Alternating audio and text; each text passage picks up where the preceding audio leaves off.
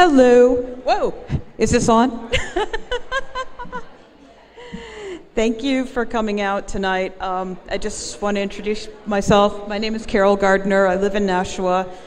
This is my first PorcFest, and so I thought I'd jump right in and give a talk. I'd like to talk a little bit about hiking, specifically my journey hiking around New Hampshire. It's important for me to share this with fellow Free Staters because hiking played a huge role in me falling in love with the state. I moved up here from Massachusetts in 2008. I have a tendency to be very shy and reluctant to meet other people. So it's really only been the past couple of years where I've been reaching out to some other folks and getting to know some folks around here. When I first moved to New Hampshire, I shared a house with somebody in Atkinson, and I don't know if anybody has been to Atkinson, New Hampshire. There's more trees than there are people. There's probably 10 trees to one person, and it's kind of boring. It's beautiful, but it's boring. And 2 months after I moved to the state, we had that huge ice storm, and the place where I was living had no power, no running water, no heat, no nothing for 8 days. And after going through that, I was not really feeling all that enthusiastic about living in New Hampshire. So I had visited my parents down south for Christmas, and they're like, are you sure you made the right decision moving up here? And I'm like, no, I don't think I did. I don't think I like it up here. I think I want to go back to Mass. And a fellow that I work with convinced me to move out of Atkinson and move to some place that had more going on. So I moved to Nashua. Shortly after I did, I started taking up photography as a hobby. And after going around from place to place, it became a hobby that kind of grew on me. So when the fall came, I started asking around and saying, well, where's a good place to take some photos of foliage? And so the folks there directed me to Miller State Park, out Pact, Monadnock. So I went out there bright and early one morning, 7:30 a.m., to find that this great auto road, they told me that would go right up to the top, was gated, and I couldn't go up. So I was, was kind of disappointed because I planned on taking these photos, and now I can't drive up this mountain. So before I turned around and left, a fellow comes into the parking lot, waves to me, and starts cruising right up the mountain. And I'm looking at him, and I'm looking at the trail, and I'm like, well, I've got warm clothes on. I've got a bag with, power bars and water. I've got sneakers on. I'm dressed to be outside. What the heck? So I tried hiking up Pact Monadnock. I made it. There's a raptor observatory on top of the mountain, and by the time I climbed up, the auto road was open, and some volunteers from the Audubon Society were there, and there's this lady just quietly watching the birds as I, make my way up the trail, and I'm like, I'm so excited, I'm just about giddy. I'm like telling anybody that's going to listen, hey, I just hiked the mountain. So the next time I talk with my folks, my sister used to be a hike leader with the Appalachian Mountain Club. She did a couple of outward bound tours. And I was telling her about this, and she kind of goes, well, do you still regret moving to New Hampshire? And I said, absolutely no. I love it here. And I'm now a homeowner with a little condo in Nashua. So what I'd like to do is just, especially for those of you who haven't hiked before or haven't hiked in a long time, just go over some safety tips and encourage everybody to really get out and enjoy some of this beautiful nature that's around us. You don't have to be in perfect shape to enjoy the hiking trails. You don't have to be, super young or super strong. I mean, The day I climbed Pact Monadnock, my first hike, I was 40 years old. So, and last fall I climbed my first 4,000 footer, Mount Eisenhower. And if I can do it, I think a lot of other folks can too. And so I hope to see some of you out on the trail with me sometime.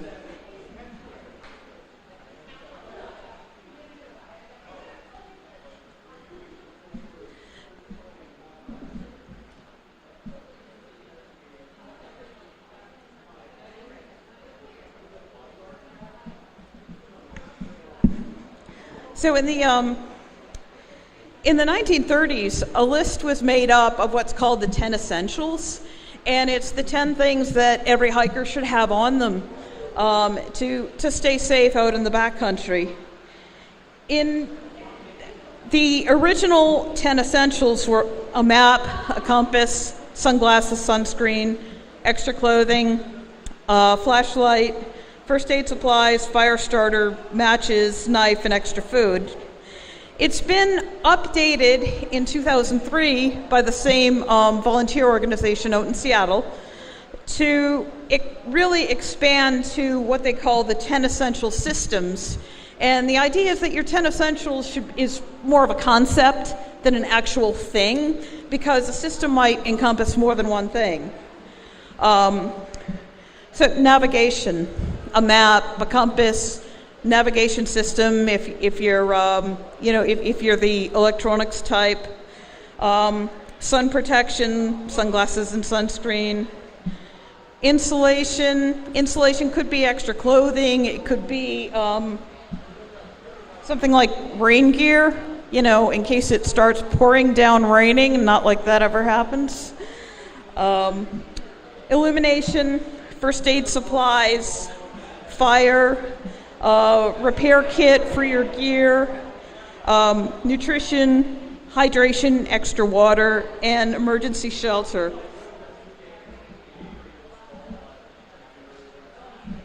One of the heaviest things you'll probably carry with you is your water, and at 16 pounds per gallon, especially if you get really into hiking, it's going and you go out all day, or you go out for more than one day, you go out on an overnight, you may find that it's just not feasibly possible to carry all the water you need.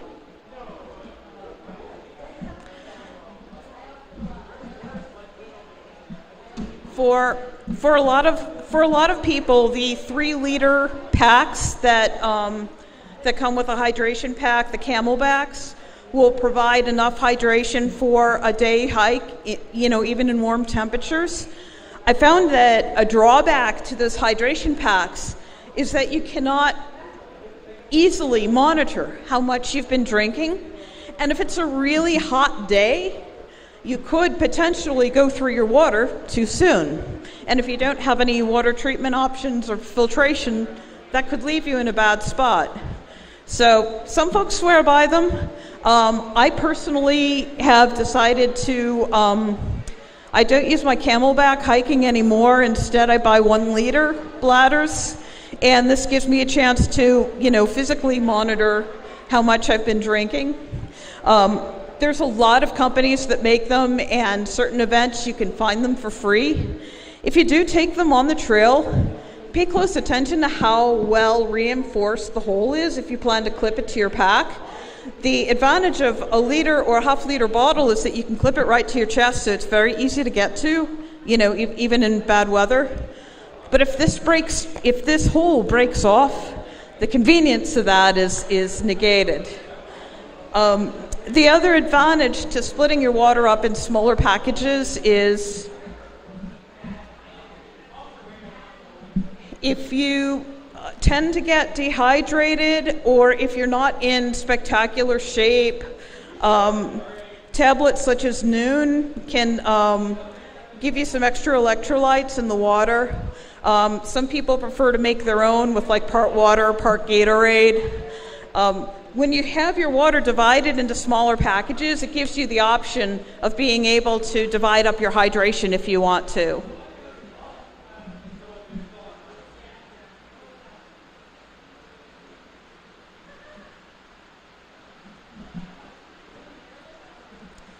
If you plan on getting water when you're out on the trail, there's lots of trails out in New Hampshire where you can refill your reservoir with water from a pond or a stream. Wherever you go, you will need to treat your water in some way. I think the rain is applauding. So that can be done a couple of different ways.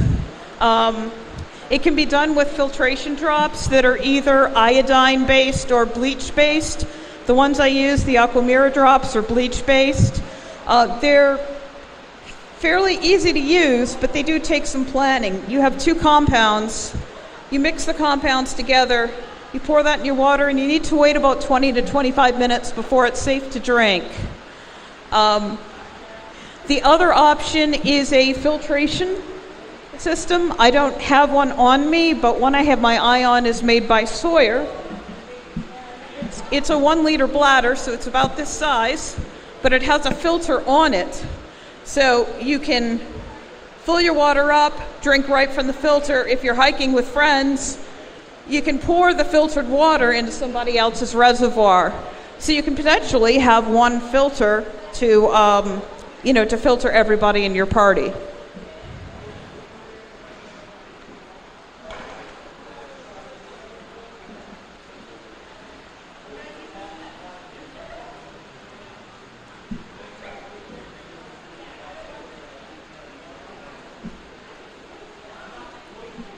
One thing I will caution you about is energy gels. Some of these are caffeinated, some aren't.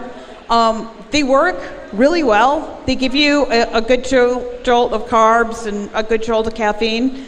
They can also make you thirsty. And of course, the downside of being thirsty on the trail is that you may have limited water. So just be conscious of that if energy packs are your thing. A lot of people like to conserve weight while they hike. So there are a number of food options out there that do not take up a lot of weight. You can find pro bars, EMS, that are basically like a meal replacement bar. They're high in protein. They're around 350, 400 calories. They're only about that big. Trail mix, or as we call it on the trail, GORP, good old raisins and peanuts, which is really raisins, peanuts, and chocolate. Anything that's a small size and a high energy source and doesn't spoil easily is good to take hiking. When you're out for an extended period of time, you want to be careful not to skimp on the calories. I mean, I hike to exercise. I want to lose weight. I want to get in better shape myself. When you're out on the trail, you're going to be burning anywhere from 400 to 1,500 calories an hour, depending on your body type, how heavy your pack is, how strenuous your exercise is. And you want to make sure you get to wherever your destination is safely.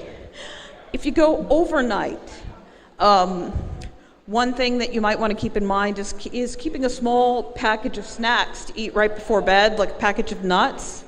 The extra work that your body has to do to metabolize those nuts will generate heat, and that will keep you warm throughout the night. In New England, it's not unusual for us to see a 40-degree swing in temperatures over the course of a 24-hour period. So if you do go backpacking, keep in mind that for a hike, you need to pay attention to how the weather's going to be like over the course of the day.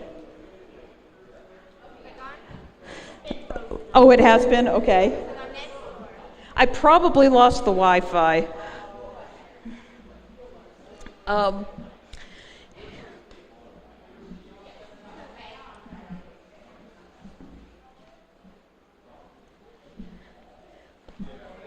Especially during this time of year, an important item to pack is rain gear.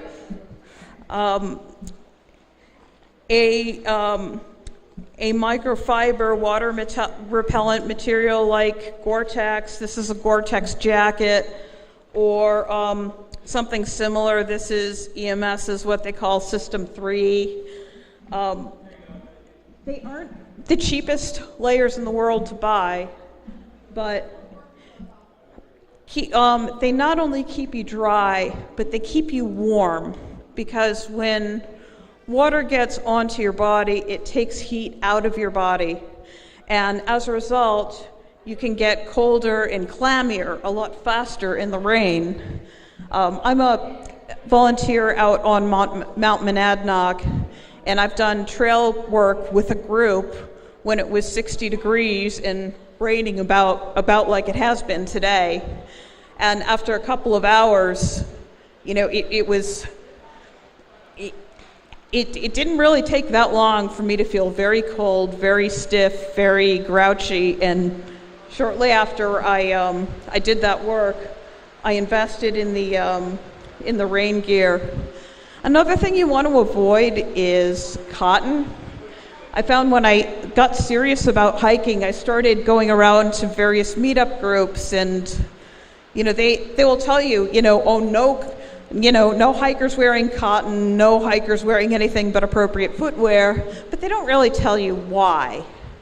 And the main reason why is cotton is a hydrophilic fabric, meaning it likes water, it soaks it up, and it doesn't want to let go. So it takes a lot of energy for the water to leave cotton. Well, that water stays right on your body, and that can take heat away. Now, if it's 80 degrees out there, it doesn't really matter if you're wearing cotton, because you're not at a risk of being chilled.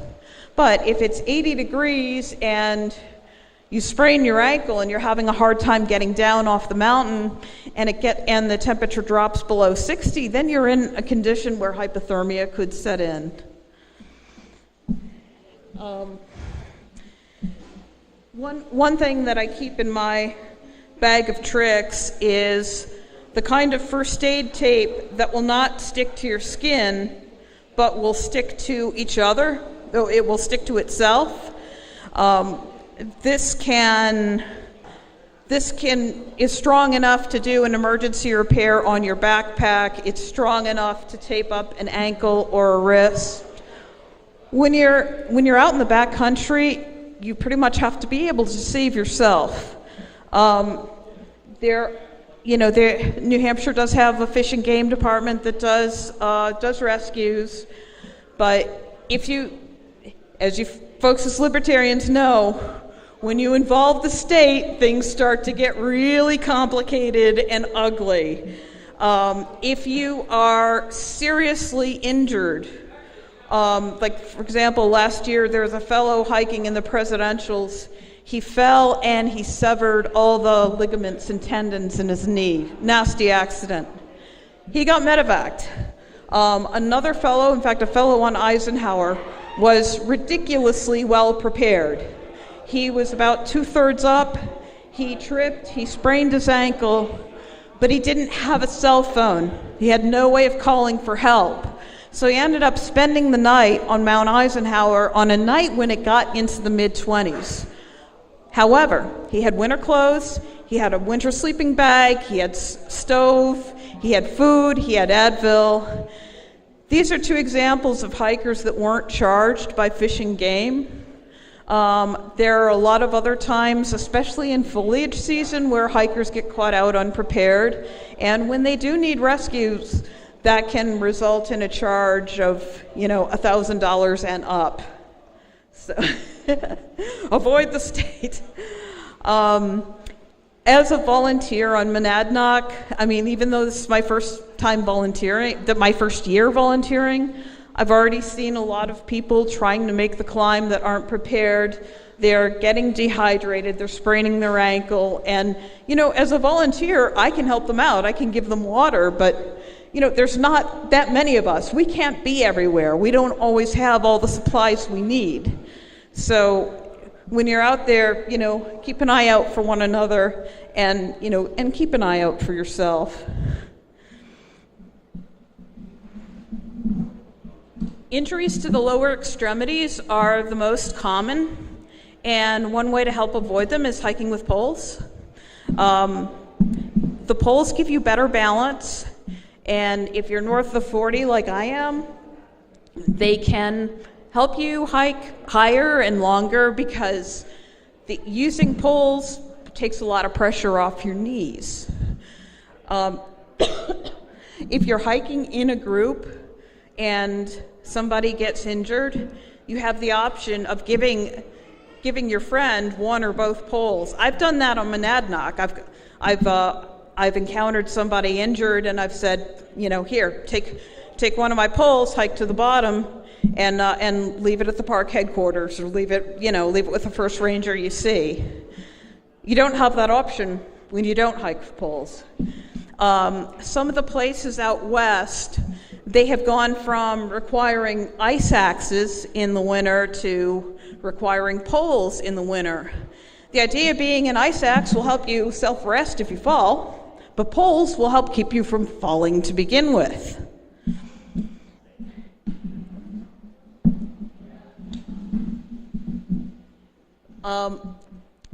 A lot of people that haven't hiked before think the descent from the top of the mountain is going to be easy because it's downhill. Descents offer challenges of their own because you're using the smaller stabilizing muscles in your leg instead of the large weight-bearing muscles in your legs. That's not to say that some people won't find it easier. However, the majority of injuries and accidents happen on the downhill trip and not on the uphill trip. So keep that in mind. When you're out there, push yourself, challenge yourself, but stop at the point where stop before it becomes stupid. A lot of trailheads in the White Mountains have emergency numbers. If you do go out, try to log those before you hike, or if you're going someplace else, you can do research for trails online. You can find trip reports. If you have an emergency number ahead of time, then it's there if you need it. And maybe Murphy's Law will even apply. If you've got the number, then you won't need it.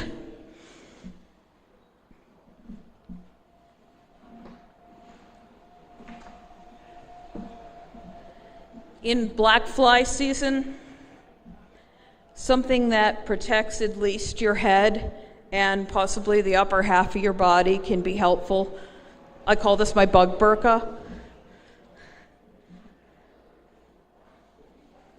This works against mosquitoes and other sorts of flying objects as well, but it's especially helpful in black fly season when they are everywhere.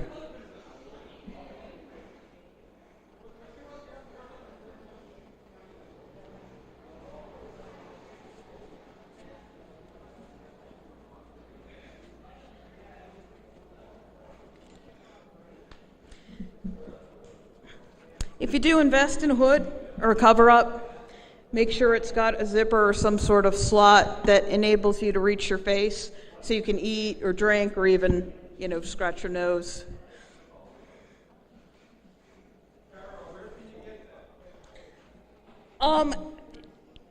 Hardware store, outdoor store, Army Navy store. I got this at county stores in Milford for $16. They're not very expensive.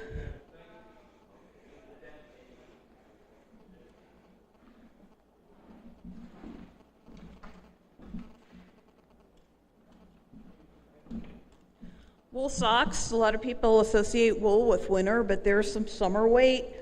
Merino wool socks as well. For the same reason why you don't want to wear cotton clothing, you don't want to wear cotton socks. Wool is probably the best fabric at repelling moisture. And you want to keep your feet dry because when your feet get wet, there's a lot more abrasion on your feet, and that's what leads to blisters. Cotton is notoriously abrasive as a fabric. It feels soft when it's right next to, when you're wearing a cotton t-shirt. But when you've got a hot spot on your foot and the fabric is in between your skin and your boot and it's constantly being rubbed, that creates a reaction in the skin. The body sends lymph fluid to it and blisters start to form. Some serious hikers, go as far as putting duct tape right on their skin over a hot spot. That eliminates the abrasion. I think that sounds incredibly uncomfortable. I've done a compromise when I've been out on Monadnock and I felt a hot spot forming. I put my duct tape over my sock. It worked, and it was a lot easier to take off.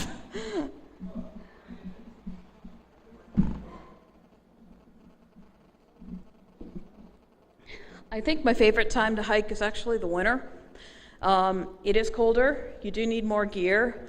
But it's, in a lot of ways, it's more enjoyable because the snow covers up all the rocks that are on the trail. So you end up making a trip that's a lot flatter than it would be in warmer weather. But if you do go out in winter, you're going to need some kind of traction. Not all trails require snowshoes, but most do. The main differences in prices for snowshoes are the materials, whether it's metal or plastic, and how aggressive the spiking is. Some mountaineering snowshoes have what's called a televator, and this actually angles your feet upwards, and so your foot is on an angle that's kind of like walking in high heels. Now, it is easier if you're walking on a steady uphill slope. It's a lot more challenging if you're on a trail that goes up and down. The big advantage to it is if you're climbing up a mountain, the televators help keep your spikes, gives you the maximum traction on the snow. So there's a safety feature as well as the added comfort.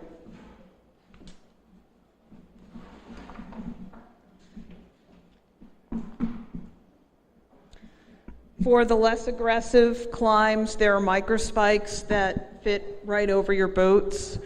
And if you get really into winter hiking, you might find that you need to carry both.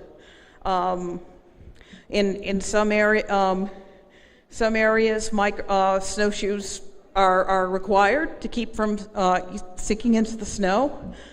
Other areas, especially where people are going out and bare booting it and making post holes in the snow, if you hit a post hole with your snowshoe the wrong way, that tends to be a good way to make an epic face plant.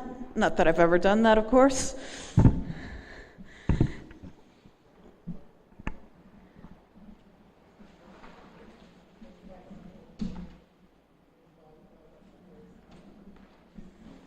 And depending on how far you're going, how much gear you have to bring with you, this would determine what kind of pack you should bring out. This is the pack I originally got with my camelback bladder. At the minimum, it should have a sternum strap to go across your chest and a waist strap to go around your waist. This distributes the weight throughout your body.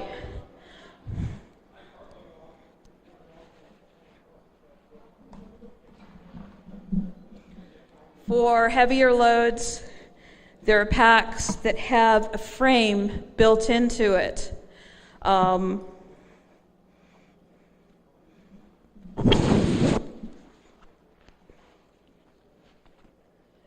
Same idea, sternum strap goes across the chest, waist belt around the waist. Especially with a larger pack, you need to pay attention to how you load it up. The heaviest material you're carrying, which is usually your water, should go on the bottom, and that way your hips, which have some of the largest bones and strongest muscles in your body, are carrying most of the load. This also has the effect of stabilizing you. If you watch those tightrope walkers in a circus, Some of them have balance bars that curve downwards. What's that doing is extending the daredevil center of balance. Well, a pack will do the same thing for you. If you're carrying your weight towards the bottom and sides of your pack, that will actually improve your balance on the trail, which is very helpful when you're climbing over rocks.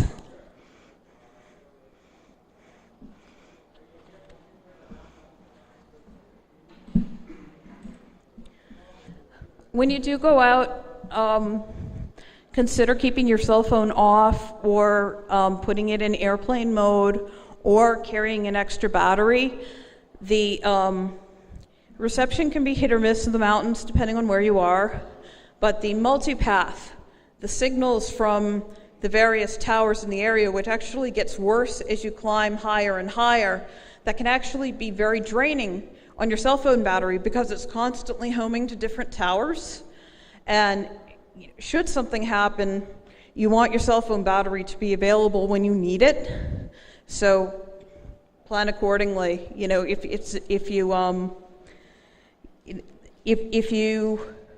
like to use your phone for taking notes or checking the time, as I do, putting it on airplane mode will do a lot to conserve battery life, but still give you some utility. And that's about it for me. Any questions?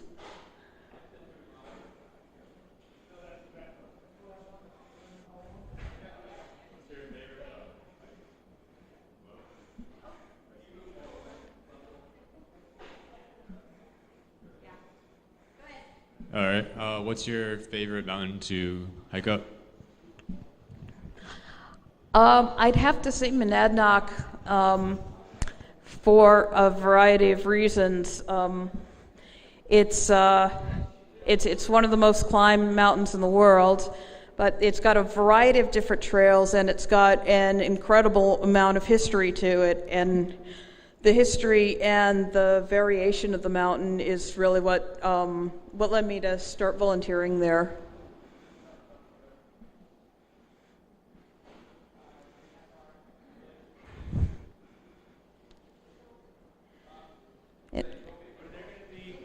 Are there going to be any hikes maybe Thursday morning at 8:30? Is there like a hike or something?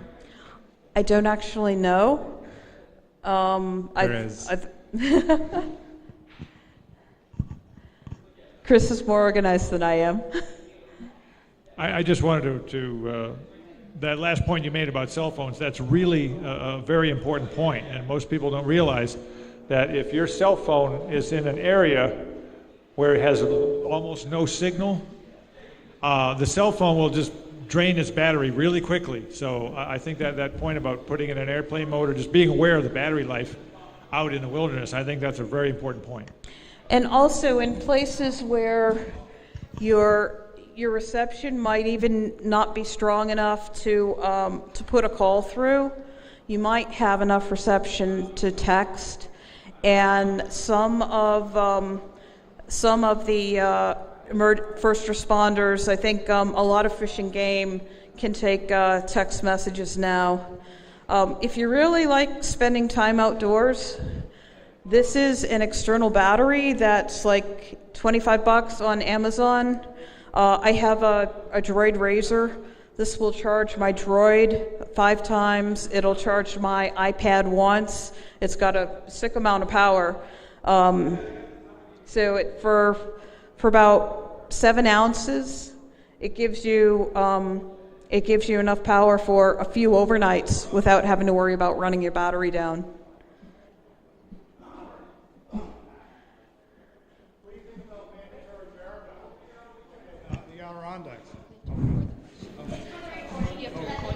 What do you think about the bear barrels, mandatory bear barrels? Closer. Mandatory bear barrels, like in the Adirondacks. Right? That is a rule I really cannot stand, and I'll explain this. So there are this is very popular out west, particularly on the Pacific Coast Trail. There are requirements to carry bear canisters. Now, what bear canisters are these 2-pound plastic barrels and you're supposed to put all your food and anything smelly in there because the bears have learned that hikers carry tasty, high-quality foods, and that those foods are probably more interesting than leaves and grass to eat. So as a result of the bears primarily invading campsites, but sometimes interacting with hikers. There are some states that have put in a rule about how you must carry these bear barrels. Now, if you're somebody like me who is really not in perfect condition and watches every ounce they carry, to ask a person like me to carry 2 extra pounds is a pretty serious deal. I mean, that's a pint of water. That's a day's worth of food. It's a lot of extra weight. And unfortunately, a lot of these habits from the bears came from stupid people feeding the bears. So when you're out, don't feed wildlife. That should be a no-brainer. If you're doing an overnight trek, some people prefer bear barrels. I did an overnight on the Pact Trail, and we put our food in a bear bag. So basically, we had all of us had a lightweight silicone nylon bag, and we put it on a cord and tethered it over a tree. We put it on a branch that was strong enough to support our food, but not strong enough to support a bear. Now, does this mean your food's going to be 100% bear-proof? No, the bear canisters aren't bear-proof either. Some will open them, some will figure out that there's food in there, and they'll roll them into the woods. But if you do an overnight trek, you do need to protect your food in some way. All right, and does anyone else have any questions?